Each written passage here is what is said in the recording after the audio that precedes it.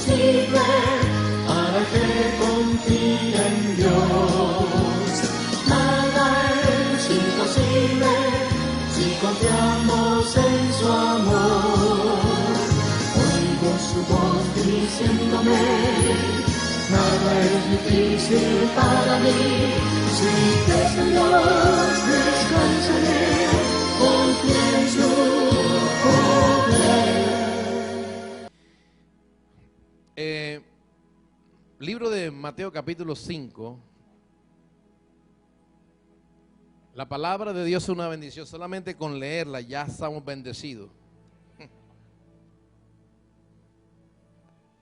En Mateo capítulo 5 estamos en toda esa serie, ¿verdad? ¿Acuerdan?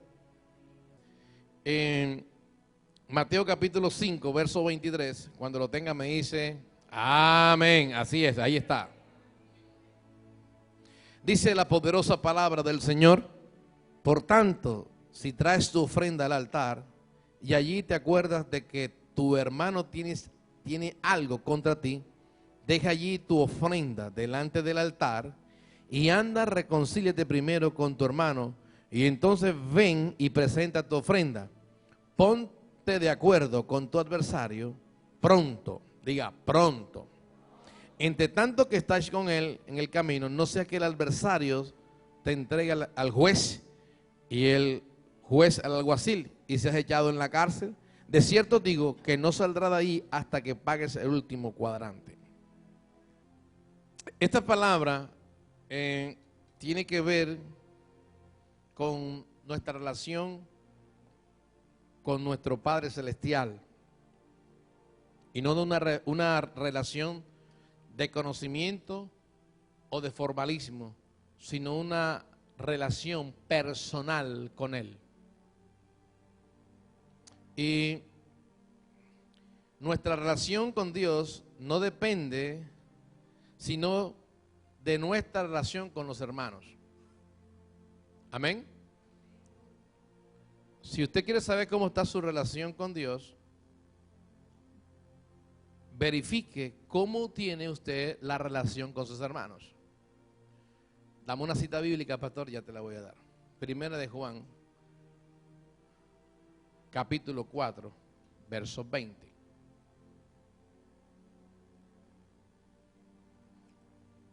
¿Me sigue? Toca a alguien, dile, ¿me está siguiendo? Ok, hay una relación entre Dios y nosotros y entre nosotros y Dios.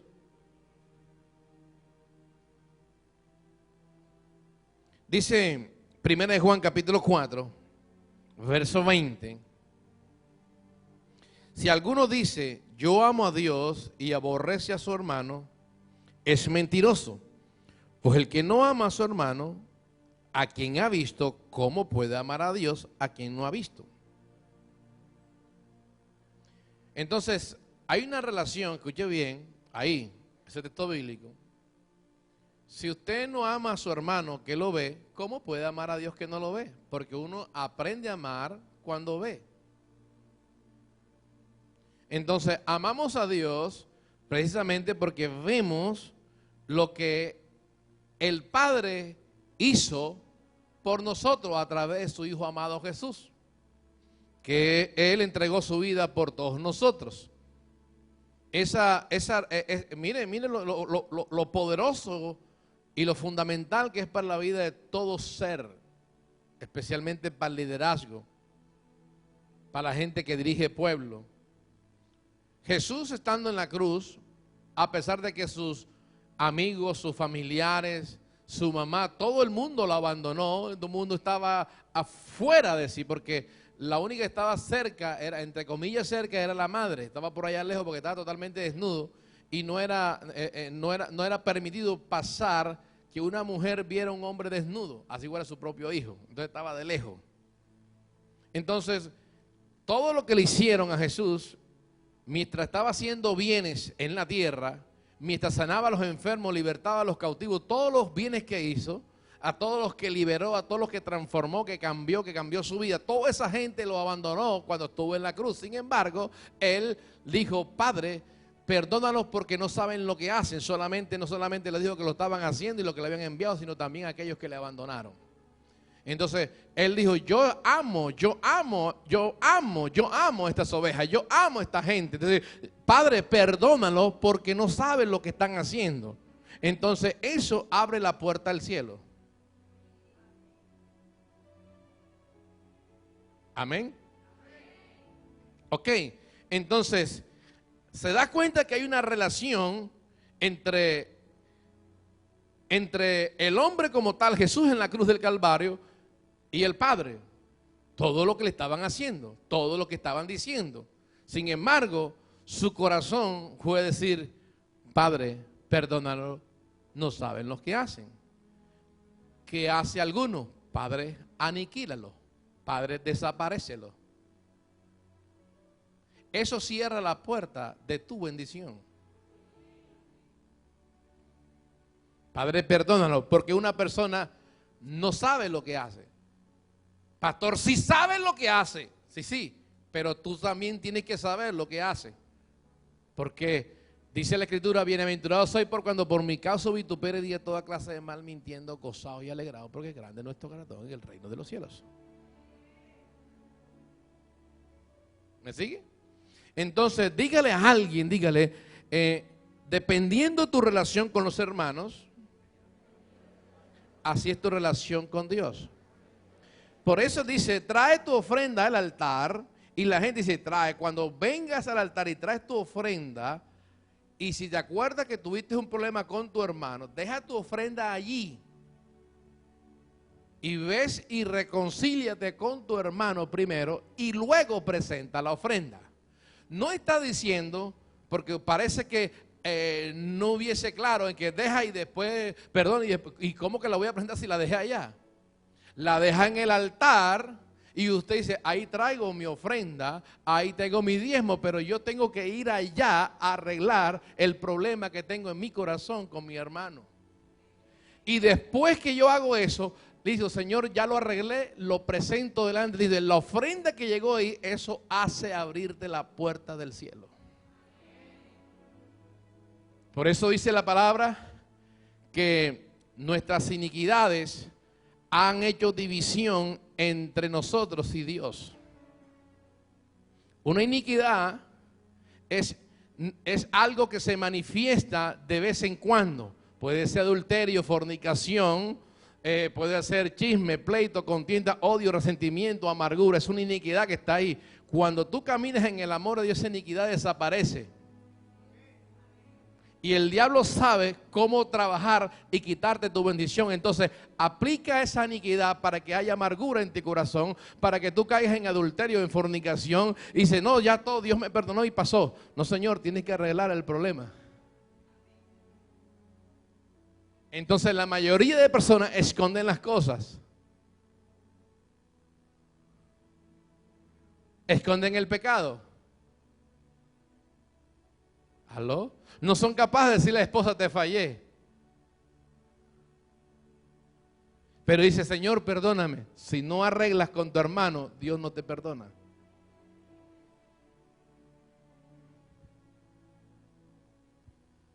¿Qué le pasó?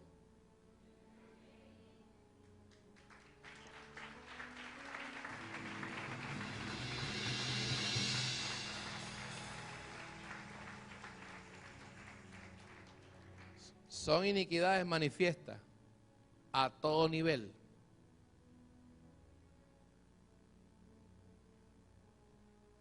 Pero Señor, yo estoy diezmando, Señor, yo estoy ofrendando, Señor, yo te estoy sirviendo, Señor, dice esto, pero no me está yendo bien. ¿Qué me está pasando?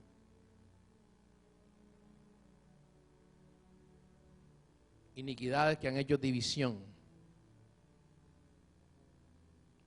entre tu vida y Dios. Le explico algo. Cuando Jesús estaba en la cruz, mire para acá y no se le pase nada. Cuando estaba en la cruz y él dijo, Padre, perdona porque no saben lo que hacen. Te va a decir, pero ese es Jesús. Él lo hizo como hombre. Lo hizo Esteban. Lo hizo Pablo. Lo hizo Pedro y lo hicieron muchos de sus discípulos y les funcionó. Cuando Jesús le dijo, ellos le dijeron a Jesús, enséñanos a orar, le sacó el Padre Nuestro. Y después, con tiempo, cuando llegue le toque el área del Padre Nuestro, que creo que va a ser 2 domingos por cada parte. Porque tiene tanta profundidad en eso y por qué Dios enfatiza tanto en eso.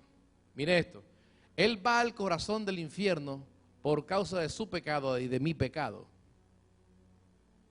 ¿Me está siguiendo? Diga, al infierno por causa de mi pecado, que fue lo que lo llevó al infierno, para que usted y yo nos fuéramos. Entonces ahí Jesús es resucitado por el Espíritu Santo. Por eso dice la Escritura, todo aquel que cree que Dios Padre resucitó a Jesús entre los muertos será salvo. Entonces, cuando es resucitado por ese poder del Espíritu Santo,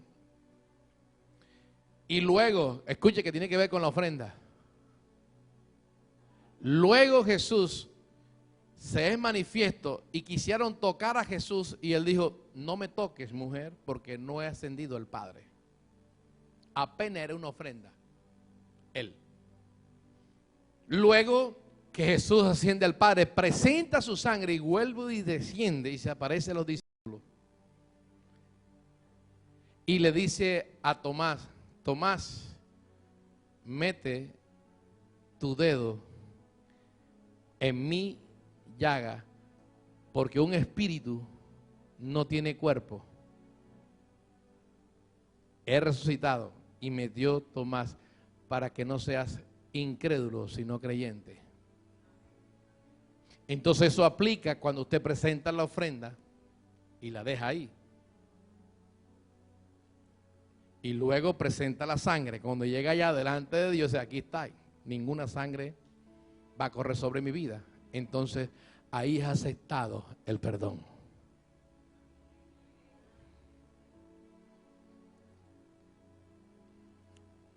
Ahora, como en el área donde nos estamos moviendo, usted y yo, es un área, en el área más fuerte, no es la liberación, la intercesión y la guerra espiritual, ese no es el área más fuerte.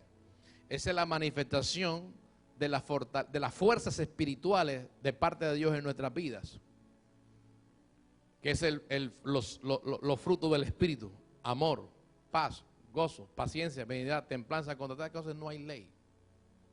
No hay una ley en este mundo que pueda bloquear el amor, la paz, la paciencia. No hay ninguna ley en este mundo. Ese es el nivel más alto de guerra espiritual que hay.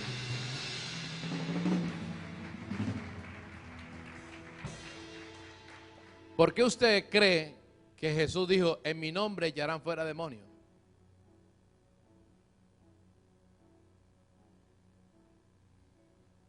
¿Por qué usted cree que Jesús, ese nombre tiene tanto poder? Porque Jesús no podía hacer guerra y batallas espirituales contra huestes espirituales de maldad, sino contra demonios, nada más. Porque Él tenía que vencerlos en la cruz. Despojando a los principados y a las potestades, los exhibió públicamente, triunfando sobre ellos en la cruz.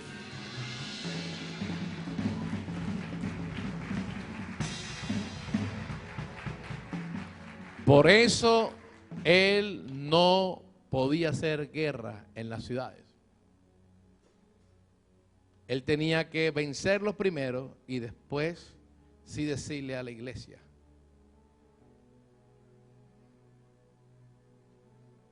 Los demonios se sujetaban cuando Jesús se manifestaba. ¿Y por qué? ¿Y qué quiere? Vete aquí, vete.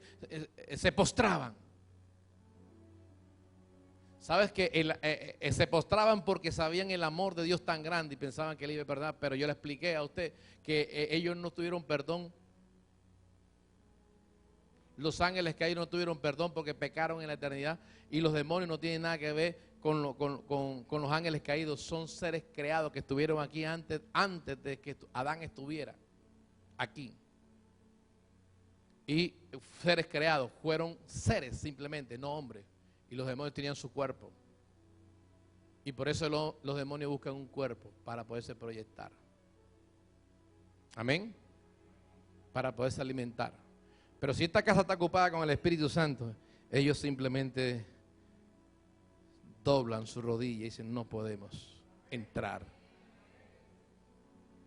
Amén. Ok. Entonces, este es el secreto que usted y yo debemos tener para que podamos recibir la unción y la presencia del Espíritu Santo.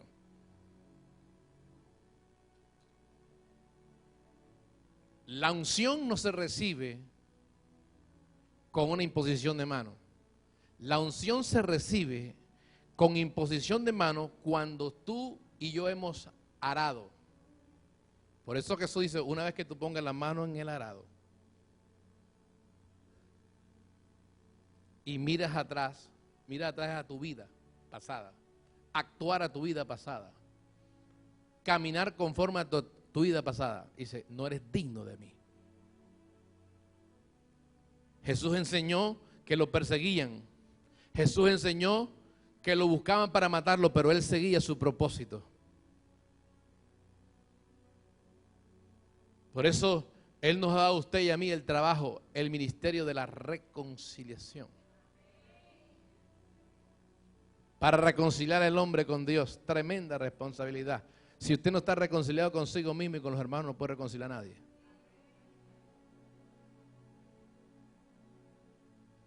¿Me sigue? Dice la Escritura que Eliseo estaba arando, diga arando. Esta mañana me gustó la silla, estuvo muy bueno eso. La silla. Eso significa que trabajo.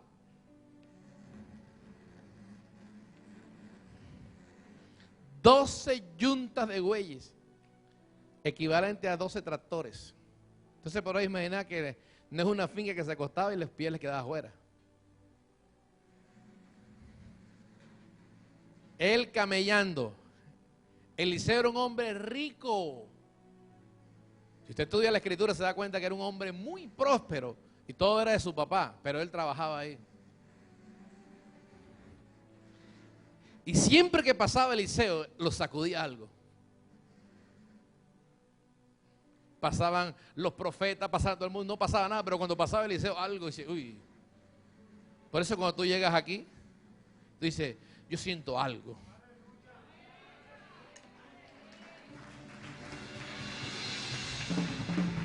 Yo siento que estoy sano, siento que estoy libre.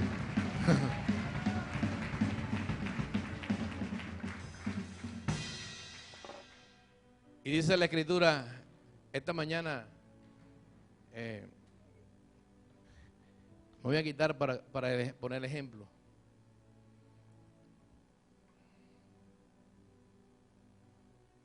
Ven, esta mañana lo usé con él, vamos a usarlo otra vez. Pónselo ahí. Vamos, Eliseo. Le queda grande, ¿verdad? Porque es que, ¿sabes? Que de todos modos. Pero él va para allá.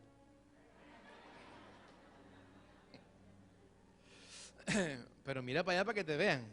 Mira. Entonces, Eliseo, cuando pasó, dice que puso el manto ahí sobre y le sintió enseguida le da uno el ataque pentecostal. Por eso si usted nunca ha sentido un fuego del Espíritu Santo, necesita nacer de nuevo. Y dice que Eliseo, cuando recibió eso, le dijo, Padre mío, le dijo, deja ir donde mi papá y despedirme de ellos. Y Elías le dijo, deja, ¿ves? Y fue. Dejar las 12 yuntas, dejar a su padre y a su madre, dejar todo por causa de la unción. Eso de la unción no es algo que se hereda, es algo que es trabajado, alguien que tiene pasión por Dios. Yo necesito tu presencia, yo necesito tu poder. ¿Para qué? Para beneficio de los demás, no para nuestro beneficio. El Espíritu de Dios, dijo eso, el Espíritu de Dios está sobre mí, por cuanto me ha ungido, ¿para qué? Para liberar. Entonces, ¿qué sucede? Que la unción, la presencia de Dios es para otro, no es para ti. Tú la recibes para impartirle a otro, para bendecirle a otro, para cambiar a otro. La presencia, la unción del Espíritu Santo. ¿Me sigue? Ahora, dejar las yuntas, dejar su beneficio para seguir un profeta que vive por fe. Un profeta que es alimentado por Dios. Es un profeta que caminaba bajo la unción de Dios, la presencia de Dios. Pero diga conmigo, muchos son llamados y pocos escogidos. Esa palabra llamado, muchos son llamados, es la misma palabra, elegido y escogido. Es lo mismo. Muchos son llamados y pocos los escogidos. Entonces, escogido es lo mismo que ungido. Cuando Jesús estaba en la transfiguración, y he ahí mi Hijo amado, en el cual tengo complacencia, en el cual me complazco en eso, a Él seguid, el elegido. Ahora sí, te estás amañando. Con la unción Él saca. La unción. Ok. Uy. No, quiere. Ok. Mire, es tan importante. Mientras usted está trabajando en su vida personal, en su carácter, mientras que usted está trabajando en ciertas áreas de su vida, porque muchos han dejado de trabajar en esas áreas de su vida. Y por eso la unción no fluye sobre ellos. Porque hay ciertas áreas de su vida donde han dejado de trabajar, de arar. Y hay un momento específico, diga momento específico. Cada vez que hay un gigante, eso significa de que hay un nivel nuevo de avance.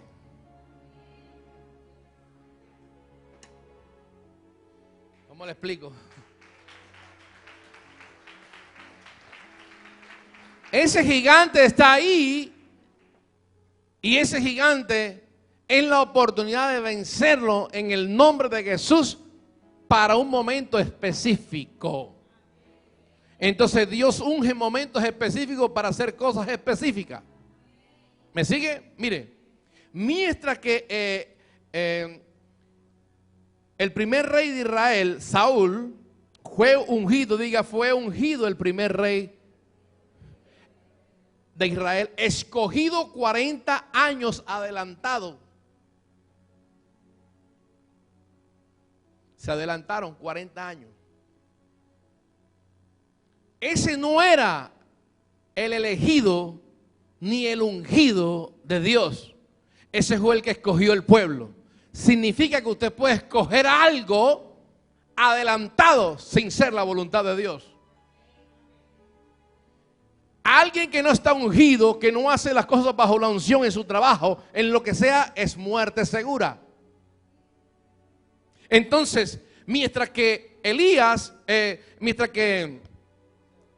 Samuel había ungido al primer rey de Israel, Saúl, lo ungió bajo presión del pueblo con una copa. Y esa copa significaba maldición. Estás bajo maldición, pero eso es lo que el pueblo quería. Y él también quería ser rey. 40 años adelantado. Pero Dios le había dicho a Samuel: ves a casa de Isaí y úngeme al rey de Israel. El próximo rey de Israel, al que es conforme a mi corazón. Acuérdense que se habían adelantado. Querían reyes como las demás naciones. Estaban adelantados 40 años. Dios le iba a dar un rey, pero en su tiempo específico. ¿Sabes cuándo era el tiempo? Cuando el gigante aparecía. Las batallas que Saúl ganaba no eran unas batallas de avance, eran unas batallas normales, naturales. Pero las batallas que ganó David cuando este gigante apareció, y era porque David había sido ungido, diga, ungido con una redoma.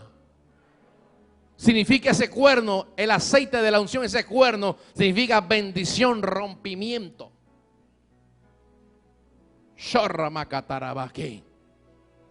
Amén. Entonces, uno fue ungido con la copa adelantado y fue fracaso total. Otro fue ungido con el cuerno y vea la victoria de David. Saúl nunca hizo lo que David hizo. David enfrentó al gigante y se evitó muchas batallas cuando ganó a ese gigante. Mientras que estaba bajo maldición y ganaban batallas y perdían batallas, estaban excesamente llenos de batallas y perdían, levantaban otra vez, era continuamente. Pero David, bajo la unción, mató a un gigante y llegó a la reputación más grande. Eso significa que David pasó tiempo señalado por sus hermanos, abandonado por sus hermanos, por su propio padre, rechazado, pero estaba en la presencia de Dios. Por eso él dice, es mejor un día en tus atrios que 1000 fuera de ellos. Alguien que experimenta la presencia de Dios, no le importa si la gente lo quiere o no lo quiere. Mientras que Dios lo ame, no tiene problema. Ahí estaba David, alabando y adorando a Dios. ¿Sabes que mientras que las batallas estaban allá, Dios no estaba con ellos? Dios estaba con David.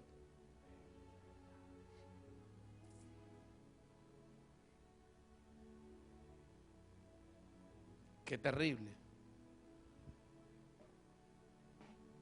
Dios dice, no es tiempo de batalla. Yo quiero evitarles batallas a ellos. David estaba acá y Dios ahí. Amén. Porque donde hay música se quieren quedar. Dios habita en medio de la alabanza de su pueblo. Y ellos estaban en rebelión contra él. Nada es imposible para que confíe en Dios. Nada es imposible si confiamos en su amor. Oigo su voz diciéndome, nada es difícil para mí. Si crees en Dios,